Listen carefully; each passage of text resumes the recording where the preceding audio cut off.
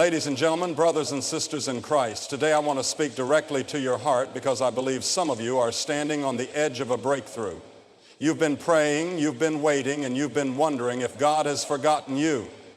Let me tell you today, God has not forgotten you. He is preparing something bigger than you can imagine. And when God is about to give you something big, you will see the sign. First, you will experience unusual resistance. Yes, resistance. The enemy doesn't fight what doesn't threaten him. When you start to feel pressure from all sides, when doors seem to slam shut and people turn their backs, don't despair. That is not the time to quit. That is the time to lift your eyes to heaven and say, God, I know you're doing something. The opposition is a sign that the blessing is near. The devil attacks the hardest when he knows you're the closest to victory. When you start encountering unusual resistance in your life, it's easy to assume something is wrong. You may feel like the weight you're carrying is too heavy, like everything is falling apart, like nothing is going your way. But what if I told you that this very resistance is a sign that you're closer to your breakthrough than ever before? What if the pressure isn't punishment, but preparation? Often when God is getting ready to release something big in your life, the enemy will try everything he can to stop it. He knows he cannot take away what God has ordained for you, but he will do his best to distract, discourage, and delay you. That's why the warfare increases. That's why the obstacles start to mount. That's why confusion, fear, and even loneliness may begin to creep in. Because the enemy senses that your life is on the verge of a shift. He sees God building something powerful in your spirit, and he knows that if you keep going, if you keep believing, nothing can stop what's coming. Look at the lives of people God used powerfully. Before David became king, he was hunted by Saul, living in caves and running for his life. Before Joseph was elevated to the palace, he was betrayed by his brothers, sold into slavery, and thrown into prison. Before Jesus began his public ministry, he was tempted in the wilderness by Satan himself. In every one of these examples, the season before the blessing was filled with pressure, pain, and struggle. Why? Because resistance is the enemy's reaction to God's promise. That resistance can come in many forms. It can be internal, doubts, fears, anxiety, and mental battles that try to convince you you're not good enough, not ready, or not worthy. It can also come externally, closed doors, betrayal, rejection, or delays that make you question if you even heard God correctly in the first place. But you must remember, spiritual resistance is not an indicator that you're off track. In fact, it's often the opposite. It's confirmation that you're right where you need to be. Imagine a plane taking off. The closer it gets to the sky, the more resistance it feels from the air. But the resistance doesn't stop the plane, it lifts it. In the same way, God allows resistance to stretch your faith, to strengthen your character, and to prepare you for the weight of what you're about to receive. Because what he's giving you isn't small, it's not ordinary, it's something big. And big blessings require big preparation. The key is not to run from resistance, but to lean into it with trust. When trials come, don't panic. Pray. When doors close, don't complain. Seek. When people walk away, don't chase. Rest in God's plan. What is pressing on you is not sent to crush you, but to push you forward. Don't let the resistance fool you into quitting just before the blessing. So if today you feel like the pressure is mounting, if it feels like the attacks are increasing, if everything in you wants to give up, don't. Lift your eyes and see the resistance for what it really is. A sign that the enemy is nervous and heaven is moving. Something big is coming and you're closer than you think. Stand firm, keep the faith. God's not finished, he's just getting started. There comes a time in your spiritual journey when something inside you begins to shift, often without warning. It's not something you can easily explain, and it doesn't always make sense to those around you. You just know that you can't stay where you are. You wake up with a hunger for more, a stirring in your soul that tells you God is calling you higher, deeper, further. This divine restlessness is not a sign of something wrong. It's often the first sign that something big is about to be birthed in your life. When God is preparing to do something extraordinary, he begins by awakening your spirit. The same routine that once satisfied you suddenly feels empty. The conversations that used to entertain you feel shallow. The environments that once felt comfortable now feel confining. What's happening is spiritual. God is shifting your desires, adjusting your vision, and pulling your heart towards something greater. This stirring can feel like discomfort. It can even feel like frustration. You might not understand it at first. You may feel unsettled, even impatient, not because you're ungrateful for where you are, but because you can sense that there's more. That's how God works. He stirs before he sends. He disturbs before he promotes. And he places a vision in your spirit before he brings it to pass in your life. Think about Moses. He grew up in Pharaoh's palace, surrounded by wealth, power, and privilege. But one day something stirred in him. He looked around and realized that he wasn't where he was meant to be. Though he lived in luxury, he couldn't ignore the suffering of his people. That divine stirring eventually led him to his destiny as a deliverer. God placed a burden in his heart long before he gave him the assignment. The same happens to many of us. It's his way of waking us up from spiritual sleep, from complacency, from contentment with the status quo. You might not see the full picture yet, but you know that change is coming. You feel the winds shifting, and even though you may not know where God is taking you, you know deep down that you can't stay where you are. During this time, God may also begin to show you glimpses of what's coming. He'll give you a dream, a desire, or a vision that's bigger than anything you've ever imagined. You may even wonder how it could possibly happen, how someone like you could step into something so significant. But that's the beauty of it. God plants the vision before he gives the provision. He shows you the destination before you have the map. The stirring is the seed, and your obedience is what waters it. This is the moment to lean in, pray more, seek more, listen more. God is speaking. Don't dismiss the unease. Don't silence the stirring. Don't run back to comfort when God is calling you to courage. The reason you feel unsettled is because you were never meant to stay stuck. You were created for purpose. You were built for impact. And when God is preparing something big, your spirit knows it before your eyes see it. So if you're feeling that tug in your heart, that ache for something greater, don't ignore it. It's not just emotion. It's a divine signal. It's God whispering, get ready.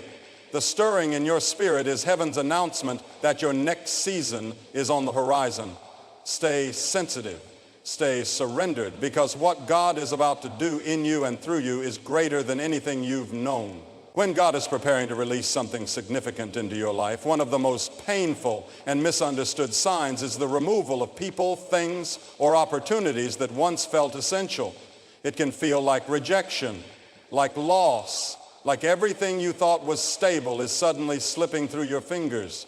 But what may feel like a setback is often a setup. When God begins to take things away, it's not because he's trying to punish you. It's because he's making room for what's coming. In the natural, we hold tightly to what's familiar. We build relationships, routines, and habits that feel safe. We grow attached to people, jobs, environments, and even versions of ourselves that we've outgrown. But when God sees that we are clinging to things that cannot carry the weight of our next season, he begins to do a holy shaking. He begins to separate us from what is good so he can give us what is greater. This process is rarely easy. It can feel like betrayal when people who once walked closely with you begin to distance themselves. It can feel like failure when opportunities dry up or doors that seem divinely open suddenly slam shut. You might ask, God, what did I do wrong? But often you didn't do anything wrong. You're just in transition. And transition always requires letting go. Think about the story of Gideon in Scripture. He began with an army of 32,000 men ready to face the enemy, but God told him, you have too many. Little by little, God reduced Gideon's army to just 300. That must have looked like disaster. It probably felt like defeat before the battle even began. But God had a purpose in the pruning. He wanted Gideon to know that victory would not come through numbers, strength, or human strategy. but through divine power. In the same way, God will often strip us of our crutches, of our comfort zones, of the things we've come to depend on, so we will learn to lean on Him completely. When God begins to remove, He is also revealing. Sometimes the removal of a person or opportunity shows us what we were depending on more than Him. Sometimes it exposes where our identity or security was falsely rooted. We think we need that job, that friend, that open door, but God knows better. He knows what's ahead, and He knows what can't go with us. There's also a refining that happens in the process. When God takes things away, He often uses the emptiness to fill us with something eternal. He softens our hearts, deepens our dependence, sharpens our discernment. He creates space in us so that when the blessing comes, we are mature enough to carry it. We see this in the life of Abraham. God asked him to leave his country, his people, and his father's house to walk by faith into a land he'd never seen. That kind of obedience required trust. It required detachment from what was familiar and a willingness to embrace the unknown. And because Abraham obeyed, he stepped into the fullness of God's promise. So, if things are being stripped away from you, if relationships are shifting, if doors are closing, if you feel like you're losing more than you're gaining, take heart. God is not subtracting for no reason. He is a wise gardener, pruning the branches not to destroy, but to make room for fruit. Don't resist the removal. Don't fight the pruning. Trust that what God is clearing out is nothing compared to what He's about to pour in. You're not being abandoned, you're being aligned. And what's ahead will be worth everything you had to release. There are moments in your walk with God when you begin to notice something unusual. The same message seems to follow you. You hear a sermon that speaks directly to your situation. A friend says something in passing that echoes what you've been praying about. You open your Bible and the words leap off the page, aligning perfectly with what's been stirring in your heart. These are not coincidences. They are divine confirmations. God's way of reassuring you that He is speaking, moving, and guiding. When God is about to do something big in your life, He often gives you repeated signs to confirm what He's spoken in secret. It's His way of building your faith and settling your spirit. He knows that stepping into something new can be overwhelming. He understands your fears, your doubts, your hesitation, and so, like a loving father, He keeps sending reminders that you're on the right path. These confirmations can come through a variety of channels. God may speak through people who have no idea what you're going through, but say exactly what you needed to hear.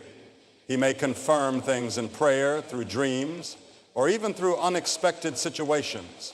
The key is to stay sensitive to His voice and alert to His movement. God is always speaking. Sometimes we just need to slow down long enough to notice. Confirmation often follows revelation. Once God plants a word in your heart about your purpose, your calling, your next step, He doesn't just leave you there. He walks with you. He strengthens you through confirmation so you won't abandon the journey too soon. This is especially important because the path to God's promises is rarely smooth. It often includes seasons of waiting, moments of uncertainty, and tests of faith. But through it all, God keeps sending signs, not to entertain you, but to anchor you. Think about the story of Mary, the mother of Jesus. When the angel appeared to her with the word that she would give birth to the Messiah, it was an overwhelming revelation. But God, in His mercy, gave her confirmation. He told her about Elizabeth, her cousin, who was also miraculously pregnant. When Mary visited Elizabeth and heard her speak prophetically, her spirit leapt with joy. That was confirmation. That was God saying, yes, this is real. Yes, this is me. In your own life, you may be walking through a season where you're not sure what's next. You've received a promise, a vision, or a sense that God is calling you to something greater, but doubt creeps in. Time passes, and you start to question if you heard Him at all. That's why confirmation matters. God knows that human hearts are fragile. He knows we need reminders. So He speaks again. He reminds you through His word, through divine appointments, through subtle nudges in your spirit. What's important is that you don't dismiss these moments as just a coincidence. When something keeps showing up, when it keeps pointing to the same thing, it's likely God trying to get your attention. Don't ignore it. Write it down. Pray over it. Ask God for discernment, and He will make it clear. He's not trying to confuse you. He's confirming what He's already begun in you. The presence of repeated confirmation is a gift of grace. It is God's way of saying, I'm with you, keep going, you're not imagining this. So if you're seeing the same message over and over, if you feel like God is speaking in surround sound, rejoice. It's a sign that you're walking in step with His plan. It's a sign that the promise is real and the breakthrough is closer than you think. There is a moment in every believer's journey when faith must move beyond words and into action. It is the place where your trust in God is no longer based on what you see, but on who you know Him to be. When God is about to release something big in your life, your faith will be tested like never before. The path to promise is rarely paved with ease. More often it's lined with trials that challenge everything you thought you knew. But make no mistake, this testing is not designed to destroy you. It is meant to prepare you. Faith that isn't tested cannot be trusted. Before God entrusts you with more, He often allows your faith to be stretched, refined, and proven. The testing doesn't mean He has abandoned you. It means He's getting ready to trust you with something greater. Testing reveals what's in you, what you really believe, what you're anchored to, and how deeply you trust His character, even when His plan doesn't make sense. Look at Abraham. God gave him a promise that he would be the father of many nations, but before that promise was fulfilled, Abraham had to wait for years, and even after the miracle child Isaac was born, God asked Abraham to place him on the altar. What a test of faith. The very thing God gave him was being asked back, yet Abraham obeyed, believing that even if Isaac died, God could raise him again. That kind of faith doesn't come easily. It's forged in the fire of trust, surrender, and obedience. When your faith is being tested, it might feel like the opposite of everything you were promised. You may feel forgotten, overlooked, or misunderstood. Prayers seem unanswered. Doors remain closed. The silence of God becomes deafening. But in those quiet places, in those hidden valleys, God is working the deepest. He's shaping your character, developing your endurance, and teaching you how to walk by faith and not by sight. The test is not about whether God will move. It's about whether you will believe when He hasn't moved yet. Will you continue to worship even when you don't feel like it? Will you obey even when the outcome is unclear? Will you remain faithful when everything in you wants to quit? These are the questions that refine your faith, and your answers shape the person you are becoming. Testing often comes right before promotion. Before Joseph entered the palace, he endured betrayal by his brothers, slavery in Potiphar's house, and years of imprisonment. Each season tested his integrity, his patience, and his belief in God's purpose. But every test was necessary. Every trial was preparing him to carry the weight of the responsibility God was about to place on his shoulders. Had he bypassed the testing, he wouldn't have been ready for the blessing. This is true for you too. What you are facing right now may not look like a doorway to greatness. It may feel like delay, hardship, or even failure. But if you could see it from God's perspective, you'd realize it's preparation. The testing of your faith is more precious than gold. It is creating something eternal within you. It is aligning your heart with God's will and stretching your capacity to carry the blessing. So if you find yourself in a season of testing, don't give up. Don't grow bitter. Don't let the enemy convince you that you're being punished. You're being prepared. Something big is on the horizon, and God is strengthening your foundation so it won't crumble under the weight of the blessing. Stay faithful. Stay surrendered, because the test you're enduring now is the very sign that your breakthrough is coming. When God is getting ready to do something big in your life, He requires something vital from you: endurance. It's not enough to simply believe for a moment. You must continue believing, continue standing, and continue moving forward, even when nothing seems to be happening. Breakthrough doesn't always come overnight. Sometimes it's a process, a journey of faith that requires not only trust but tenacity. Endurance is the evidence of mature faith. It is what holds you steady in the waiting, what keeps you hopeful in the unknown, and what strengthens you when answers are delayed. You may have heard the promise. You may have even seen glimpses of it. But before you walk in the fullness of it, God will teach you how to endure, not because he delights in making you wait, but because he knows that anything big requires a foundation strong enough to carry it. God never rushes the process because he's more concerned about what he's building in you than what he's giving to you. He wants to form strength, depth, and perseverance in your character. If the blessing comes too soon, it can overwhelm you. But if he prepares you through the process, you'll be ready to sustain it, protect it, and use it for his glory. Endurance doesn't mean pretending everything is easy. It doesn't mean you don't feel the weight of the wait. It means you choose to keep showing up, to keep trusting, even when the results are not visible. It's the kind of faith that says, even if I don't see it yet, I will not let go. I will not give up. That kind of endurance shakes heaven. It pleases God because it reflects unwavering belief in his faithfulness. The enemy's tactic is often to wear you down before the breakthrough comes. He knows he can't steal what God has promised you, but if he can convince you to quit too soon, you may never receive it. That's why discouragement often intensifies just before the blessing. That's why you may feel like all your effort is in vain, that nothing is changing, that you're stuck. But don't be fooled. The pressure you feel is often a sign that the breakthrough is closer than you think. Think of a woman in labor. The pain is greatest right before the child is born. But in that moment, she doesn't give up because she knows what's coming. She endures the pain because she knows the promise is real. In the same way, you must push through your spiritual labor. The pressure is not a sign of defeat.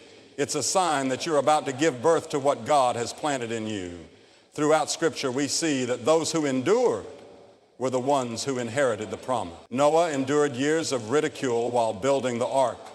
Moses endured a wilderness season with a complaining people. Paul endured beatings, prison, and rejection as he preached the gospel. They didn't stop. They didn't let the hardship break them. They kept pressing on. And God was faithful. You have that same strength in you, not because of your own ability, but because the Spirit of God is within you. He is your strength in weakness. He is your peace in chaos. He is your reminder that you are not forgotten, not forsaken, not finished. Your endurance is not wasted. It is storing up something powerful. Every tear, every prayer, every act of obedience is building toward the moment when heaven releases what has been held back for you. So hold on. Keep believing. Keep enduring. The finish line may be just ahead, even if you can't see it. Trust that God is faithful and he rewards those who diligently seek him.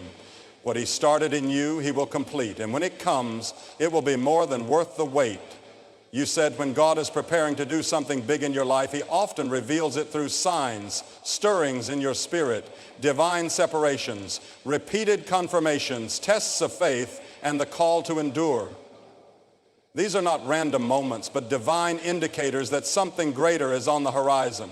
Though the process may stretch you, frustrate you, or even break you, trust that God is working behind the scenes. He is not just preparing the blessing for you, he is preparing you for the blessing. Your obedience, your patience, and your faith are all part of the journey towards something greater than you could imagine.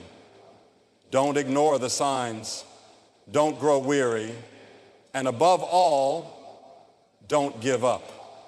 What's coming is worth every sacrifice, every prayer, and every moment of waiting. Thank you for taking the time to receive this word. May your heart stay encouraged and your spirit remain expectant for what's to come.